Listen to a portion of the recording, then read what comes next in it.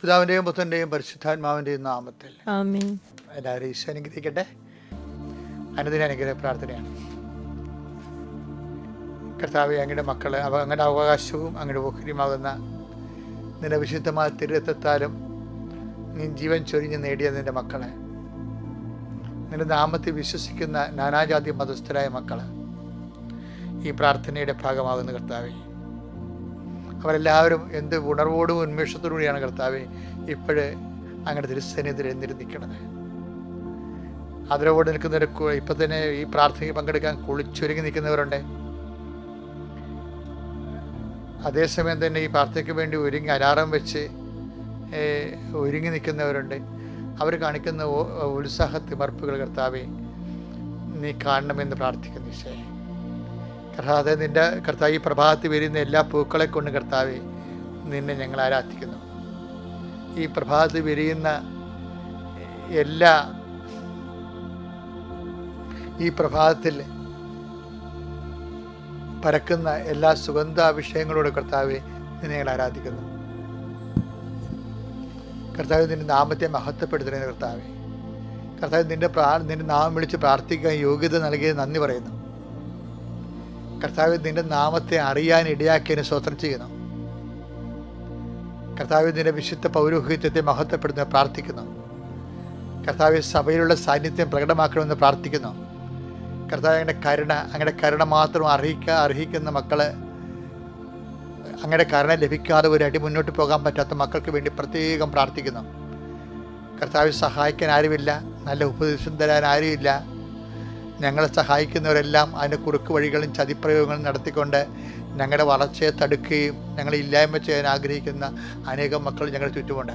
അവരെയെല്ലാം ആശീർവദിച്ചുകൊണ്ട് ശത്രുക്കളെ അവരെ ദ്രോഹിക്കുന്നവരെ ആശീർവദിക്കുക മാത്രമേ ചെയ്യാവെന്ന് പറഞ്ഞ വചനത്തിൽ അധിഷ്ഠിതമായിക്കൊണ്ട് ഞങ്ങളവരെ ആശീർവദിക്കുന്നു.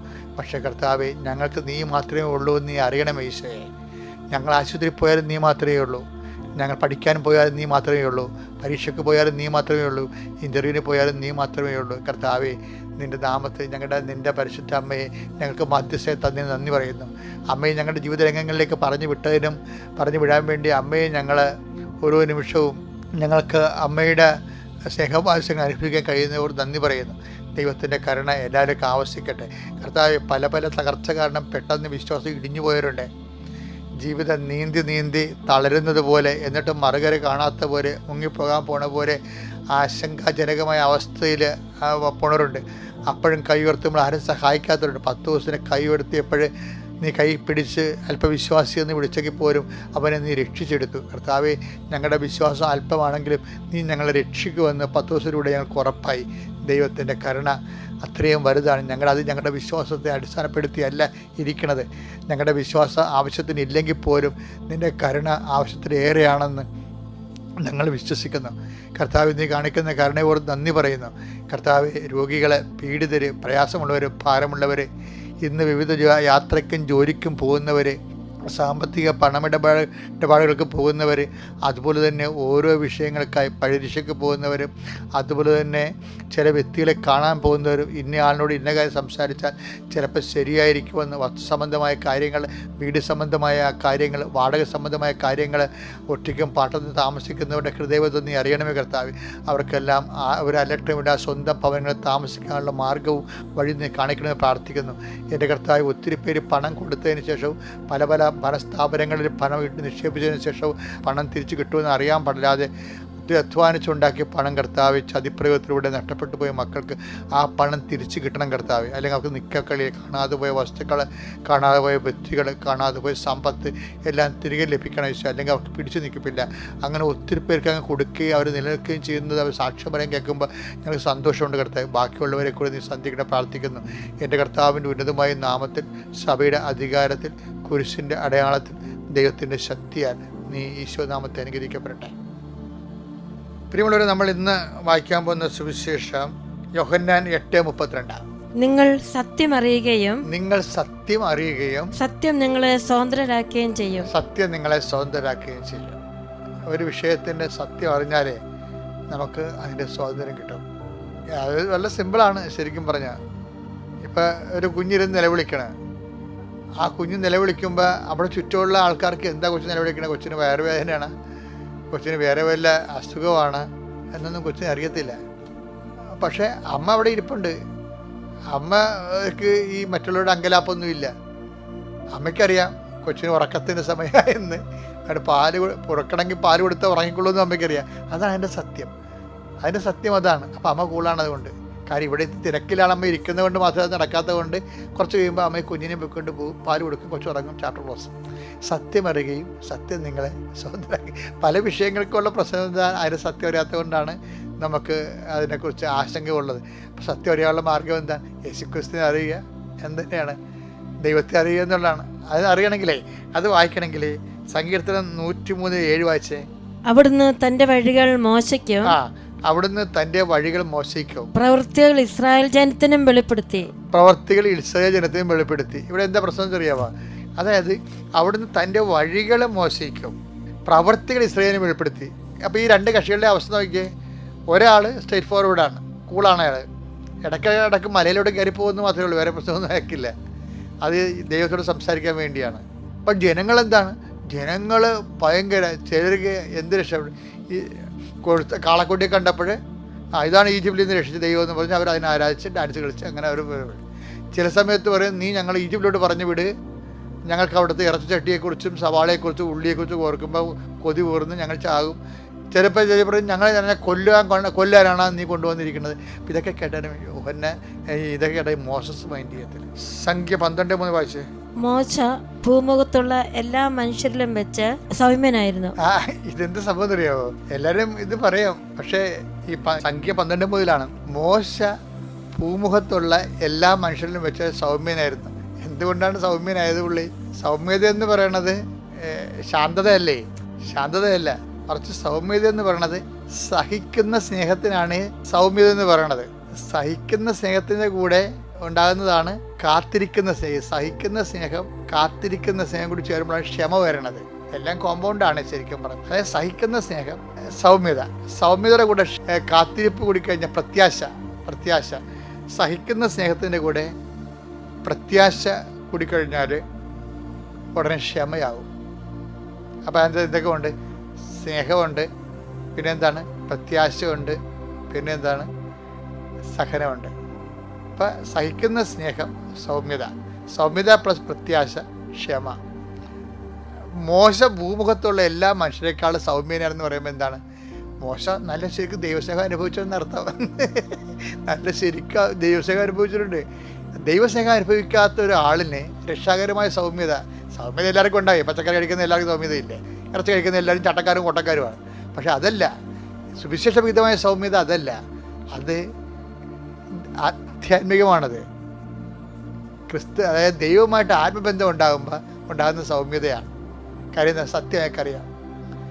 അതുകൊണ്ടാണ് സങ്കീർത്തനം പറയണത്. സങ്കീർത്തനം എന്താ പറയണത്? ദൈവമായ കർത്താവ് ഇസ്രായേൽ ജനത്തിന് തൻ്റെ പ്രവൃത്തികൾ. ഇപ്പോൾ എന്താണ് ചെയ്യണത്? കൽമഴ പെയ്യണത്, പിന്നെ ജോർദാൻ പിളർത്തുന്നു, ചെങ്കട പിളർത്തുന്നു. ഇവരിങ്ങനെ അത്ഭുതങ്ങൾ അടയാളം കാണുന്നുണ്ട്. അടയാളം കാണുന്നുണ്ടെങ്കിലും ഇവർക്ക് സൗമ്യതയില്ല. ഇവർ പറയും ഞങ്ങൾ ഈജിപ്തിൽ പോകണം, ഞങ്ങൾക്ക് പോകണം, ഞങ്ങൾക്ക് അവിടുത്തെ ഇറച്ചിച്ചട്ടിയെ കാണുമ്പോൾ വിഷമം തരണം, ഞങ്ങൾക്ക് കൊതി ഓർന്നു, ഞങ്ങളെ കൊല്ലാൻ കൊണ്ടുവന്ന ഇവിടേക്ക്. They are disturbed. പക്ഷേ മോസസ് ഡിസ്റ്റർബ്ഡ് അല്ല, മോസസ് സൗമ്യനാണ്. എന്താ കാര്യം? സങ്കീർത്തനം 103:7 എന്താ പറയണമെന്ന് വെച്ചാൽ, ദൈവമായ കർത്താവ് ഇസ്രായേൽ ജനത്തിൽ തൻ്റെ പ്രവൃത്തികളും മോശയ്ക്ക് തൻ്റെ വഴികളും. അവിടെ വിഷയം സത്യം വേണ്ട, സത്യമാണ്. വഴിയെന്ന് പറഞ്ഞാൽ എന്താണ് ചെയ്യുന്നത് എന്നുള്ളതാണ് പ്രവൃത്തികൾ, എന്തിനു വേണ്ടിയാണ് ചെയ്യുന്നത് എന്നുള്ളതാണ് വഴികൾ. അപ്പോഴേ ദൈവമായ കർത്താവ്, നമ്മൾ ഇതിൻ്റെ കൂടെ നിയമാവർത്തനം 8:3 ചേർത്ത് വായിക്കേണ്ടത്. ഭയങ്കര രസമാണ്. അവിടുന്ന് നിങ്ങളെ എളിമപ്പെടുത്തുകയും വിശപ്പറിയാൻ വിടുകയും നിങ്ങൾക്കും നിങ്ങളുടെ പിതാക്കന്മാർക്കും അപരിചിതമായിരുന്ന മന്ന കൊണ്ട് നിങ്ങളെ സംതൃപ്തരാക്കുകയും ചെയ്തത് അപ്പം കൊണ്ട് മാത്രമല്ല അപ്പം കൊണ്ട് മാത്രമല്ല, കർത്താവിന്റെ നാവിൽ നിന്ന് പുറപ്പെടുന്ന ഓരോ വാക്കുകൊണ്ടുമാണ് മനുഷ്യൻ ജീവിക്കുന്നതെന്ന് നിങ്ങൾക്ക് മനസ്സിലാക്കി തരാൻ വേണ്ടിയാണ്. നിങ്ങൾക്ക് സത്യം, അതാണ് സത്യം, അത് മനസ്സിലാക്കി തരാൻ വേണ്ടിയാണ്. കണ്ട, ഇത്രയും വചനം ഇന്റർകണക്റ്റഡ് ആണ് ഇതുമായിട്ട്. എന്ന് വെച്ച് കഴിഞ്ഞാൽ നമ്മൾ തുടങ്ങിയ എങ്ങനെയാണ്? നിങ്ങൾ സത്യം അറിയുകയും സത്യം നിങ്ങളെ സ്വതന്ത്രരാക്കുകയും ചെയ്യും. ഇവിടെ ആരാണ് സ്വതന്ത്രരാക്കിയിരിക്കുന്നത്? മോശയാണ് സ്വതന്ത്രമാക്കിയിരിക്കുന്നത്, അല്ലേ? 8:30 യോഹന്നാൻ്റെ 8:32 അനുസരിച്ചിട്ട് നിങ്ങൾ സത്യം അറിയുകയും സത്യം നിങ്ങളെ സ്വതന്ത്രരാക്കുകയും ചെയ്യും. ഇവിടെ ആരാണ് സ്വതന്ത്രമാക്കിയിരിക്കുന്നത്? മോശസാണ് സ്വതന്ത്രമായിരിക്കുന്നത്. എന്താ കാര്യം? മോശസിനെ കുറിച്ചാണ് പറയണത്. എന്താ പറയണത്? അതായത് മോശ സംഖ്യാപുസ്തകം 12:3 എന്താണ്? ഭൂമുഖത്തുള്ള എല്ലാ മനുഷ്യരെക്കാൾ സൗമ്യനായിരുന്നു. എന്തുകൊണ്ടാണ് കാര്യം? സൗമ്യതയിൽ എന്തൊക്കെ ഉണ്ടെന്നാ പറഞ്ഞത്? സ്നേഹമുണ്ട്, അതുകൊണ്ട് സഹിക്കുന്ന സ്നേഹമായ സൗമ്യതയുണ്ട്, പിന്നെ പ്രത്യാശ കലർന്ന ക്ഷമയുണ്ട്. അത്രയും കാര്യം എങ്ങനെയാണ് മോശത്തിനുണ്ടായത്? മോശസ് സത്യം അറിയാവുന്നതുകൊണ്ടാണ്. സത്യം അറിയേണ്ടത്? സത്യം എന്താണ്? നിയമാവർത്തന പുസ്തകം 8:3 സത്യം കിടക്കുന്നത്. എന്താണ്? അവിടുന്ന് നിങ്ങളെ മരുഭൂമിയുടെ അയച്ചത് എന്താണ്? നിങ്ങളെ എളിമപ്പെടുത്താൻ. അഹങ്കാരികളും തോന്നിവാസികളും ഒക്കെയായിരുന്നു ഇവരെ, എടുത്തുചാട്ടക്കാരും മുൻകോപികളൊക്കെ ആയിരുന്നു. ഇവരെ ചാട്ടം കുറക്കണമല്ല, എളിമപ്പെടുത്താനും. എന്താണ്? മനുഷ്യൻ അപ്പം കൊണ്ട് മാത്രമല്ല. ഇവന്മാർ പറയണത് ഈജിപ്തിലെ ഇറച്ചി ചട്ടി എന്ന് അവിടുത്തെ അപ്പം എന്നൊക്കെ പറഞ്ഞുകൊണ്ടിരിക്കുകയല്ലേ. അപ്പം ഇതൊന്നുമല്ല, മനുഷ്യൻ അപ്പം കൊണ്ട് മാത്രമല്ല പിന്നെ ജീവിക്കുന്നത്. മനുഷ്യൻ ദൈവത്തിൻ്റെ വായിൽ നിന്ന് വരുന്ന ഓരോ വചനം കൊണ്ടുമാണ്. ആ സത്യം ആർക്കറിയാം? മോശത്തിനറിയാം. അതുകൊണ്ട് മോശസ് എന്തായി? സ്വതന്ത്രനായി, സൗമ്യനായി. അപ്പോൾ ഒരു വിഷയമെന്ന് പറയണത് എല്ലാത്തിൻ്റെ പിന്നിലും ഒരു ദൈവത്തിൻ്റെ ലക്ഷ്യങ്ങളുണ്ട്. ഇപ്പം ഭർത്താവിൻ്റെ കള്ളുകൂടിയായാലും സംശയമായാലും അതുപോലെ തന്നെ നിൻ്റെ മക്കളുടെ ചില സമയത്ത് ചില വ്യത്യാസം കാണിക്കുന്നതും അതുപോലെ തന്നെ പല നമുക്ക് ഒരിക്കലും നിരക്കാനാവാത്ത പ്രണയബന്ധങ്ങളിൽ പോയി കുരുങ്ങിയൊക്കെ ചെയ്യും. ചിലർ സ്മോളടിക്കും, കുടുംബത്തിന് ചിലർ പ്രാർത്ഥിക്കത്തില്ല. നിങ്ങൾ എല്ലാ ക്ലേശങ്ങളും വരുമ്പോൾ അയ്യോ ഞങ്ങളോട് ദൈവം ഇങ്ങനെ ചെയ്തില്ല, ഞാൻ പ്രാർത്ഥിച്ച് പള്ളിയിൽ നിന്ന് മാറാൻ നടക്കുന്ന ആളാണ്, അങ്ങനെയല്ല. നിങ്ങൾ അവൻ പറയുന്നത് ചെയ്തുകൊണ്ട് നിങ്ങളെ ഏൽപ്പിച്ച ജോലി പൂർത്തിയാക്കണം. ഈശോ അത് തന്നെയാണ്. യുദാസ് ഒറ്റി കൊടുത്താലും പിതാവിനോട് കൈ കഴുകാലും പിതാവിനോട് പറഞ്ഞത് എന്താണ്? പിതാവ് ഞാൻ അങ്ങേ മഹത്വപ്പെടുത്തി, ഏൽപ്പിച്ച ജോലി പൂർത്തിയാക്കി. That is our role. അതാണ് എൻ്റെ സത്യം. അതാണ്. അപ്പം സത്യം നിങ്ങൾ അറിയുകയും സത്യം നിങ്ങളെ സ്വന്തമാക്കുകയും ചെയ്യട്ടെ. എല്ലാ കാര്യങ്ങളിലും, എല്ലാ ക്ലേശങ്ങളും ആത്മീയ വളർച്ചയ്ക്ക്. ഓക്കെ, ഞാൻ ആൾക്കാരോട് പറയുവേ, if you are intellectually convinced you will not be emotionally disturbed. ഈ വിഷയത്തെക്കുറിച്ച് സത്യം അറിഞ്ഞാൽ നിങ്ങൾ ഡിസ്റ്റർബ് ചെയ്യപ്പെടത്തില്ല. If you are intellectually convinced about this, then you will not be emotionally disturbed. Thank you. Praise the Lord. Praise the Lord. പ്രിയമുള്ളവരെ, നമ്മൾ സാക്ഷ്യങ്ങൾ കേട്ട് ശ്രവണാഭിഷേകം പ്രാപിച്ചിരിക്കുന്ന സമയമാണിത്. സാക്ഷ്യങ്ങൾ നമുക്ക് ശ്രവണാഭിഷേകമുണ്ടാകും. വിശ്വാസത്തിൻ്റെ തന്നെ ആന്തരിക ബോധ്യ നിലവാരത്തിലേക്ക് നമ്മൾ എത്തിക്കുന്നതാണ് the anointing of the inner ear, അന്ധകരണത്തിൻ്റെ അഭിഷേകം. സാക്ഷ്യങ്ങൾ നമുക്ക് നൽകുന്നത് അന്ധകരണത്തിൻ്റെ അഭിഷേകമാണ്. അന്ധകരണങ്ങൾ ആത്മാവിൻ്റെ ചെവികൾ അഭിഷേകം കിട്ടിയാൽ വിശ്വാസം നമുക്കറിയാവില്ല. വിശുദ്ധ പൗലോസ് എന്നാ പറയണത്?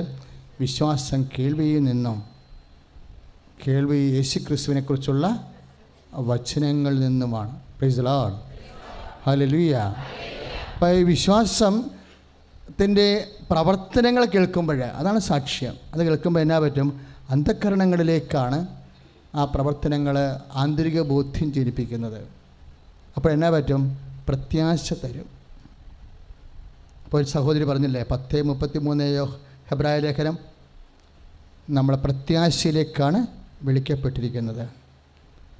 അപ്പോൾ പ്രത്യാശ തരുമ്പോൾ പ്രത്യാശ നമുക്ക് എന്നാ തരണത്? ജെറുസലേം വിട്ടുപോവാതിരിക്കാനുള്ള കർത്താവിൻ്റെ ആന്തരികമായിട്ടുള്ള വചനമാണത്. പ്രത്യാശ എന്ന് പറഞ്ഞാൽ എന്താ? ശരിക്കും പറഞ്ഞാൽ പ്രത്യാശ നമ്മളെ നിരാശരാക്കുന്നില്ല എന്ന് പറഞ്ഞ റോമ 5:5 ആ വചനങ്ങൾ ലിങ്ക് ചെയ്യണത്, ആധ്യാത്മിക അഭിഷേക ശാസ്ത്രമനുസരിച്ച് ലിങ്ക് ചെയ്യണത് ജെറുസലേം വിട്ടുപോകരുത് എന്ന് പറയുന്ന വചനമായിട്ടാണ്. ജെറുസലേം വിട്ടുപോകരുതെന്ന് ഈശോ എപ്പോഴാണ് പറയണത്? നിങ്ങൾ ജെറുസലേം വിട്ടുപോകരുത് എന്ന് പറഞ്ഞേ, ജെറുസലേം വിട്ടുപോകരുത്. എൻ്റെ പിതാവിൻ്റെ വാഗ്ദാനമായ പരിശുദ്ധാത്മാവിന് വേണ്ടി കാത്തിരിക്കുവേൻ. അപ്പോൾ 2 വചനങ്ങളാണ് ഈശോ പറയുന്നത്. ഒന്ന്, ജെറുസലേം വിട്ടുപോകരുത്, ലുക്ക 24 തിരുവചനം 49. അപ്പോൾ വിട്ടുപോകാനുള്ള ഒരു പ്രവണത എപ്പോഴും മനുഷ്യന് ഉണ്ടാകും. അതാണ് സാക്ഷ്യങ്ങളുടെ ഒരു ഗുണം. ഈ വിട്ടുപോകാതിരിക്കാനതിന് പകരം പരിശുദ്ധാത്മാവ് നമുക്ക് നൽകുന്നത് പ്രത്യാശയാണ്. അതാ റോമ 5:5 പറയണത്, പ്രത്യാശ, കഷ്ടത, സഹനശീലം പറഞ്ഞ് സഹനശീലം, ആത്മധൈര്യം പ്രത്യാശയും നമുക്ക് നൽകുന്നു. പ്രത്യാശ നമ്മളെ നിരാശരാക്കുന്നില്ല. അപ്പോൾ ഈ നിരാശയാണ് വിട്ടുപോകാൻ. ആശ തീരുമ്പോൾ നിരാശ വരും, അല്ലേ? ആശയ്ക്കെതിരെയാണ് നിരാശ വരുന്നത്. നിരാശയാണ് വിട്ടുപോകാൻ നമ്മളെ സമ്മർദ്ദത്തിലാക്കുന്നത്. അത് പ്രത്യാശയാണ് നമ്മളെ ചേർന്ന് നിൽക്കാൻ സഹായിക്കുന്നത്. സാക്ഷ്യങ്ങൾ നമുക്ക് തരുന്നത് എന്താണ്? പ്രത്യാശയാണ് തരുന്നത്. സ്തുതിക്കട്ടെ, ഹല്ലേലൂയ.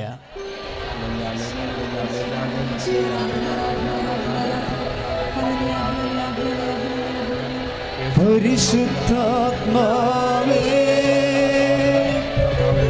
പരിശുദ്ധാത്മാവേ, പരിശുദ്ധാത്മാവേ, പരിശുദ്ധാത്മാവേ, വരിക വരിക ഞങ്ങൾ. കൈ ഉയർത്തിക്കൊണ്ട് ഒരുമിച്ച് പാടുക. പരിശുദ്ധാത്മാവേ, സന്തോഷത്തോടെ പാടുക. വരിക വരിക ഞങ്ങളിൽ നീ, പരിശുദ്ധാത്മാവേ. ഭാഷാവരം കിട്ടുന്നവർ ഭാഷാവരത്തോരെ പ്രാർത്ഥിക്കട്ടെ. പരിശുദ്ധാത്മാവേ, പരിശുദ്ധാത്മാവേ,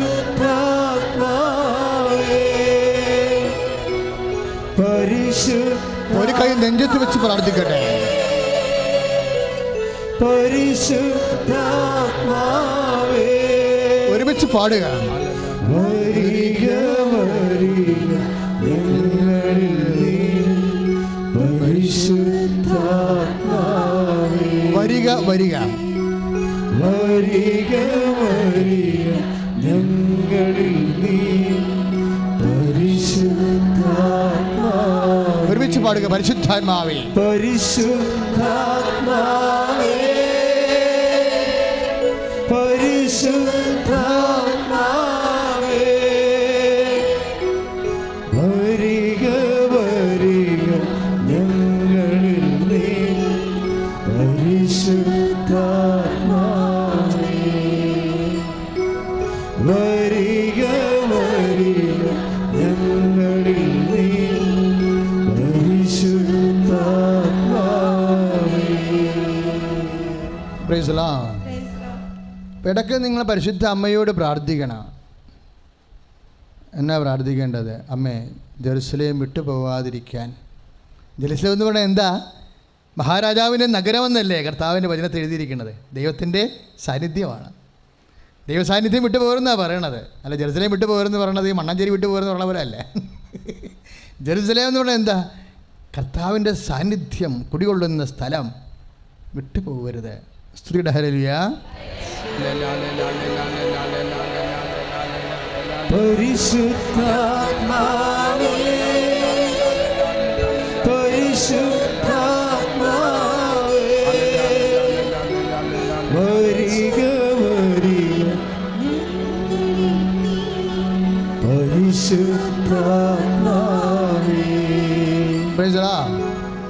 ഈ ജെറുസലേം വിട്ടുപോകാൻ വേണ്ടി, ദൈവസന്നിധാനം വിട്ടുപോകാൻ വേണ്ടി ഒത്തിരി പേര് നമ്മളെ സമ്മർദ്ദത്തിലാക്കും, ഇല്ലേ? അതല്ല ആ ബാങ്ക് മാനേജർ പറഞ്ഞത്. അച്ഛന്മാർ വരെ അവരോട് സംസാരിച്ചു എന്ന് പറഞ്ഞു. അപ്പം അതാണ് കാലം. നമ്മൾ രക്ഷപ്പെടുമെന്ന് ആർക്കറിയാൻ പറ്റും? ദൈവത്തിന് അറിയാൻ പറ്റും. പിന്നെ ആർക്കറിയാൻ പറ്റും? അതാണ് കുഴപ്പം. നമ്മൾ രക്ഷപ്പെടുന്ന 2 കക്ഷികൾക്കറിയാം. ഒന്ന് ദൈവത്തിന് അറിയാം, പിന്നെ അതർ പാർട്ടിക്കും അറിയാം. അപ്പോൾ രക്ഷപ്പെടുമെന്ന് വിചാരിച്ച് നീ വിശ്വാസത്തിൽ നിലനിൽക്കാതിരിക്കാൻ വേണ്ടി സമ്മർദ്ദങ്ങളുണ്ടാകും. അതെല്ലാം മേഖലകളിൽ നിന്ന് ഉണ്ടല്ലോ ഇപ്പോൾ ആവശ്യത്തിന്, അല്ലേ? എന്നിട്ടും കർത്താവ് ഐതിഹാസികമായ സാക്ഷ്യമായി തൻ്റെ കൂടെ ജനങ്ങളുടെ കൂടെ കർത്താവ് നിൽക്കുന്ന കാഴ്ചയാണ് നമ്മൾ കാണുന്നത്. കൈയടിച്ച് കർത്താൻ ശ്രദ്ധ ചെയ്യുക.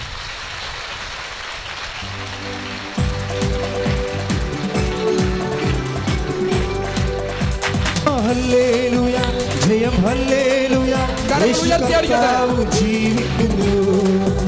ആ ഹല്ലേലൂയ, ജയം ഹല്ലേലൂയ, യേശു കർത്താവ് ജീവിക്കുന്നു. യേശു കർത്താവ് ജീവിക്കുന്നു. അപ്പോൾ ബാങ്ക് മാനേജറിൻ്റെ ബ്രദർ പറഞ്ഞു, നീ ദൈവത്തോടാണ്, അതായത് ഈശോയോടാണ് അമ്മയുമായി ഉടമ്പടി ചെയ്തിരിക്കുന്നത്. ബാക്കിയുള്ള ജനങ്ങളുടെ കിംവദന്തികൾക്കൊന്നും ഒരു പ്രസക്തിയുമില്ല. എന്തിനാണ് പ്രസക്തിയുള്ളത്? നീ പരിശുദ്ധ അമ്മ വഴി ദൈവത്തോട് ചെയ്ത ഉടമ്പടിയാണ്. കാര്യം എന്താ? ഉടമ്പടി ദൈവത്തിൻ്റെ ഒരു പദ്ധതിയാണ്. കാര്യം നമ്മൾ ഇട്ടുപോയാലും ദൈവത്തിന് അത് ഇട്ടിട്ട് പോകാൻ പറ്റത്തില്ല. കാര്യം എന്താണ്? ദൈവമായിട്ട് നിലവിൽ വരുത്തിയ ഒരു രക്ഷാ സംവിധാനമാണത്. നോഹിൻ്റെ കാലം മുതൽ ഇങ്ങോട്ട് കർത്താവിൻ്റെ കാലം വരെ ഒരു കാര്യമേ ഉള്ളൂ. പഴയതും പുതിയതും ഒന്നേ ഉള്ളെങ്കിലും കർത്താവ് വന്നപ്പോഴും ഉടമ്പടി തന്നെയാണ് സ്ഥാപിച്ചത്. അപ്പോൾ എന്താണ് ഉടമ്പടി എന്നുള്ള കൺസെപ്റ്റ്? സ്വർഗീയമായ ഒരു കൺസെപ്റ്റാണ്. നമ്മളതിനകത്ത് സ്റ്റിക്ക് ഓൺ ചെയ്ത് കഴിഞ്ഞാൽ എന്തുമാത്രം ആഴമായി അതിനോട് ആത്മാർത്ഥത പുലർത്തുന്നു, അതനുസരിച്ച് കൊണ്ട് അതിൻ്റെ വാഗ്ദാനങ്ങൾ എല്ലാ വശങ്ങളിൽ നിന്ന് ശക്തി പ്രാപിക്കും. ഞാൻ വാസ്തവത്തിൽ ഇന്നത്തെ ഏറ്റവും നല്ല ഇപ്പോൾ ഡയറക്ടേഴ്സ് ഓപ്ഷൻ എന്ന് പറയാമെങ്കിൽ ഞാൻ തിരഞ്ഞെടുക്കാൻ ഉദ്ദേശിക്കുന്നത് ബാങ്ക് മേലേൻ്റെ സാക്ഷ്യമാണ്. എന്നാ കാര്യം എന്നറിയാമോ? അത് പറയാൻ കാരണം ആ സാക്ഷ്യത്തിൽ കുറച്ച് കാര്യങ്ങളുണ്ട്. ഇപ്പം നമ്മൾ ലീഡിങ് ആയിട്ടുള്ള അഡ്വക്കേറ്റ്സിനെയാണ് ആ കേസ് ഏൽപ്പിക്കുന്നത്, ഇല്ലേ? ആ കേസിൻ്റെ ഒരു നാൾവഴികൾ പരിശോധിച്ച് കഴിഞ്ഞാൽ ലീവ് ആപ്ലിക്കേഷൻ ഇല്ല, ഉണ്ട്, പക്ഷേ പ്രത്യേക സാഹചര്യത്തിൽ അത് അപ്രത്യക്ഷമായിരിക്കുക. നമ്മുടെ കയ്യിൽ അക്നോളജ്മെൻറ്റും ഇല്ല അതിൻ്റെ. അപ്പോൾ ലീവ് ആപ്ലിക്കേഷൻ കൊടുത്തതായിട്ട് തെളിവില്ല, അതാണ് പ്രശ്നം. പിന്നെ കേസ് എങ്ങനെയും പോകാം. അതുകൊണ്ടാണ് ലീഡിങ് ഇപ്പോൾ കാളിശ്ശേരത്തെ പോലുള്ള ലീഡിങ് അഡ്വക്കേറ്റ്സുകളെ കണ്ടിട്ട് അവർ നോക്കണം എന്താ, ഒരു കേസ് കാണുമ്പോൾ അതിൻ്റെ ഫാബ്രിക്കേഷൻ കാണുമ്പോൾ അവർക്കറിയാൻ പറ്റും എന്നാ റിലീസ് കിട്ടാൻ സാധ്യതയുണ്ടെന്ന്. ഇതിൽ നിന്ന് എന്ത് ജഡ്ജ്മെൻറ്റ് കിട്ടും. അപ്പോൾ ഗ്രൗണ്ട് ഇല്ലാത്ത, എവിഡൻസ് ഇല്ലാത്തൊരു കാര്യത്തിന് 0 റിലീസാണ് വരണത്. അതുകൊണ്ട് അവർ റിജക്റ്റ് ചെയ്യുകയാണ്. പക്ഷേ ഇവിടെ ഒരു അഡ്വക്കേറ്റ് ഇരിപ്പുണ്ട്. ഞാൻ എപ്പോഴും അമ്മയോട് അമ്മ എന്നാ അഡ്വക്കേറ്റ് ആയെന്ന് ചോദിക്കും. കാര്യം കത്തോലിക്ക സഭ ജനലക്ഷങ്ങളും ജനകോടികളും അമ്മയെ അഡ്വക്കേറ്റ് എന്നാണ് വിളിക്കുന്നത്. എങ്ങനെ അഡ്വക്കേറ്റ് ആയതാണ്?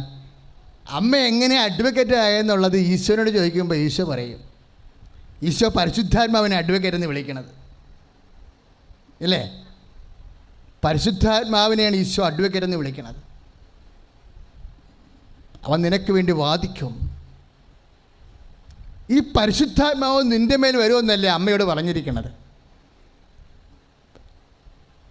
അമ്മയും നമ്മളും തമ്മിലുള്ളൊരു ചെറിയ വ്യത്യാസം അതെപ്പോഴും അറിയണം. അത് അമ്മയും നമ്മളും തമ്മിലുള്ള ചെറിയൊരു വ്യത്യാസം. പരിശുദ്ധാത്മാവ് നിൻ്റെ മേൽ വരുമെന്ന് പറഞ്ഞാൽ ആ സെക്കൻഡിൽ പരിശുദ്ധാത്മാവ് വന്നു, പിന്നെ ഒരിക്കലും പോയിട്ടില്ല. Price the Lord, hallelujah, price the Lord, hallelujah. അതാണ് വിഷയം ഇവിടെ. ഏറ്റവും വലിയ ആധ്യാത്മിക വിഷയം അതാണ്. പരിശുദ്ധാത്മാവ് വരുന്നതിനൊരു പ്രശ്നമില്ല, പക്ഷെ വന്നാൽ നിക്കക്കള്ളിയില്ല, തിരിച്ചു പോകുന്നതാണ് പ്രശ്നം. അവിടെയാണ് നമ്മുടെ ആധ്യാത്മിക പരാജയപ്പെടുന്നത്. അമ്മയും നമ്മളും തമ്മിൽ എവിടെയെങ്കിലും ഒരു വിയോജിപ്പ്, ഒരു അകൽച്ച വന്നിട്ടുണ്ടെങ്കിൽ അതാണ്. വന്ന ആത്മാവ് തിരിച്ചു പോകാൻ അമ്മ അനുവദിക്കത്തില്ല.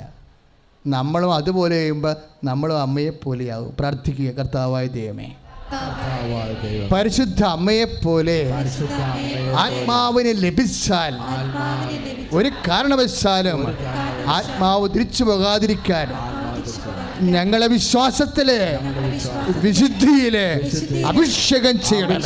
സ്തുതിയുടെ ഹല്ലേലൂയ.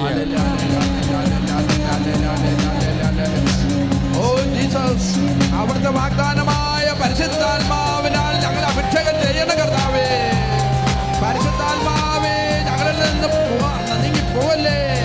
ഹല്ലേലൂയ, യേശുവേ നന്ദി കർത്താവേ, സ്തുതി കർത്താവേ, സ്തോത്രം കർത്താവേ, ആരാധന കർത്താവേ, മഹത്വം. സന്തോഷത്തോടെ ഒരുമിച്ച് പാടാം. ദൈവം തന്നോരമ്മ, യേശുവിൻ്റെ അമ്മ, നന്മ നിറഞ്ഞോരമ്മ ഭൂലോകത്തിനമ്മ ദൈവം തന്നോരമ്മ യേശുവിൻ്റെ അമ്മ നന്മ നിറഞ്ഞോരമ്മ ഭൂലോകത്തിനമ്മ അമ്മേ ആശ്രയമേ അമ്മേ ശാശ്വതമേ അമ്മേ ആശ്രയമേ അമ്മേ ശാശ്വതമേ മക്കളാം ഞങ്ങൾക്ക് ആനന്ദമേ മക്കളാം ഞങ്ങൾക്ക് ആനന്ദമേ ദൈവം തന്നോരം നമുക്ക് കരങ്ങൾ ഉയർത്തി ശക്തമായി അടിച്ചുകൊണ്ട് നന്മ നിറഞ്ഞോരമ്മ ഗുരുവത്തിനം ദൈവം തന്നോരമ്മ യേശുവിൻ്റെ അമ്മ നന്മ നിറഞ്ഞോരമ്മ ഗുരുവത്തിനമ്മ. Praise the Lord.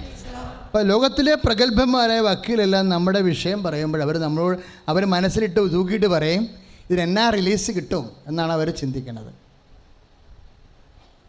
ഇതെന്നാ ജഡ്ജ്മെൻറ്റ് ഇതിന് കിട്ടാൻ സാധ്യതയുണ്ട് എന്നാണ് ചിന്തിക്കുന്നത്. ജഡ്ജ്മെൻറ്റ് കിട്ടാൻ സാധ്യതയില്ലെങ്കിൽ ആ കേസ് അവർ തള്ളും. എന്താ കാര്യം? അത് അവരുടെ റെപ്യൂട്ടേഷനെ ബാധിക്കുന്നതാണ്, അവരുടെ പേരിനെ ബാധിക്കുന്നതാണ്. കേസ് പൊട്ടിയെന്ന് കേട്ടാൽ പിന്നെ ആരും കസ്റ്റമേഴ്സൊന്നും പിന്നെ അടുത്ത ആഴ്ച പോലും ചെല്ലത്തില്ല. ആ വഴുക്കിൻ്റെ അടുത്ത് പോയിട്ട് കാര്യമില്ലെന്ന് പറയും. അതുകൊണ്ട് അവരാ റിസ്ക് എടുക്കാത്തത്. പക്ഷേ എല്ലാ റിസ്ക്കും എടുക്കുന്ന ഒരാളാണിത്. ഇയാളെടുത്ത് ഏറ്റവും വലിയ റിസ്ക്കാണ് ഇത്. സ്തുതിക്കട്ടെ ഹല്ലേലൂയ. യേശുവേ സ്തോത്രം ഹല്ലേലൂയ.